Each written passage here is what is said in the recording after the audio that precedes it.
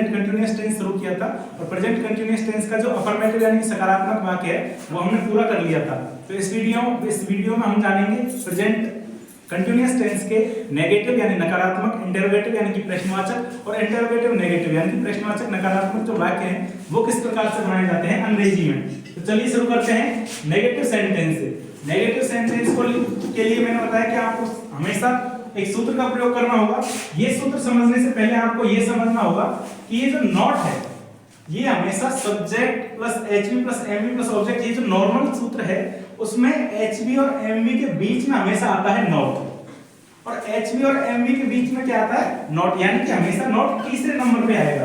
तो negative sentence में हमने देखा यहाँ पर ये तीसरे नंबर पर हमने देख लिया सब्जेक्ट इज हमारा एचवी हो गई और यहाँ पर नॉट तीसरे नंबर पे हमने रख दिया, फिर एमवी वर्ब की फर्स्ट फॉर्म आईएनजी और ये ऑब्जेक्ट। यहाँ पर नेगेटिव यानी कि नकारात्मक वाक्यों का सूत्र समाप्त होता है। उसके बाद आते हैं इंटरोगेटिव यानी कि प्रश्नवाचक वाक्य। इसके लिए भी हम सूत्र से देखेंगे। तो यहाँ पर एकदम से हमने देखा कि ये आगे आ गया, तो ये देखने के लिए भी हम आगे देखते हैं। प्रश्नवाचक यानी कि इंटरोगेटिव सेंटेंस के लिए हमेशा जो एचवी यानी कि सहायक क्रिया होती है वो एचवी आ जाती है सबसे आगे, और उसके बाद आता है सब्जेक्ट, उसके बाद एमवी और उसके बाद ऑब्जेक्ट। तो यहाँ पर भी हमने देखो एचवी जो एचएमआर है वो तो कर लिया आगे, उसके बाद सब्जेक्ट, फिर एमवी वर्ब की फर्स्ट फॉर्म आईएनजी और उसके बाद ऑब्जेक्ट। अंत में प्रश्नवाचक चिन्ह जरूर होना चाहिए, इसका ध्यान रखना है। उसके बाद देखते हैं प्रश्नवाचक नकारात्मक वाक्य यानी कि interrogative negative sentence. Interrogative negative sentence को समझने के लिए फिर से वही बात है कि ये जो सूत्र है ये सूत्र, इसका कोई नॉर्मलाइजेशन, एक नॉर्मल सूत्र कौन सा होता है, तो नॉर्मल सूत्र में एचवी की जगह पे यहाँ आगे आ गई सब्जेक्ट, और इंटरोगेटिव होने के साथ साथ ये नेगेटिव भी है यानी कि नकारात्मक भी है।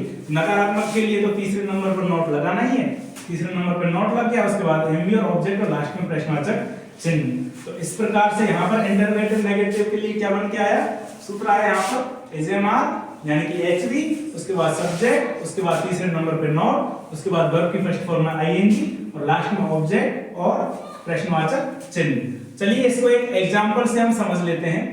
एग्जांपल समझने के लिए अपन को यहाँ पर देखना होगा। ये एग्जांपल है, विद्यार्थी परीक्षा में नकल कर रहे हैं, यानी कि जो विद्यार्थी हैं वो परीक्षा में नकल कर रहे हैं। सबसे पहले तो हमको देखना है रहा है, रहे हैं, रही आ रहा है, इसका मतलब प्रेजेंट कंटीन्यूअस टेंस है। प्रेजेंट कंटीन्यूअस टेंस है, इसका मतलब एचवी तो आएगी एचएमआर और एमवी यानी कि मुख्य क्रिया आएगी वर्ब की फर्स्ट फॉर्म में आईएनजी। तो चलिए शुरू करते हैं। सबसे पहले अफर्मेटिव यानी कि सकारात्मक वाक्य के लिए, सकारात्मक वाक्य में मैंने आपको बताया सब्जेक्ट आ जाएगा, उसके बाद एचवी, उसके बाद एमवी, उसके बाद ऑब्जेक्ट और बाकी सब चीजें। तो सब्जेक्ट स्टूडेंट्स हो गया, स्टूडेंट्स प्लूरल यानी कि बहुवचन सब्जेक्ट है, इसलिए आर, उसके बाद चीटिंग, उसके बाद इन द एग्जाम्स। नेगेटिव के लिए मैंने आपको बताया कुछ भी चेंज नहीं होगा, सिर्फ तीसरे नंबर पर नॉट आ जाएगा, तीसरे नंबर पर नॉट आ गया।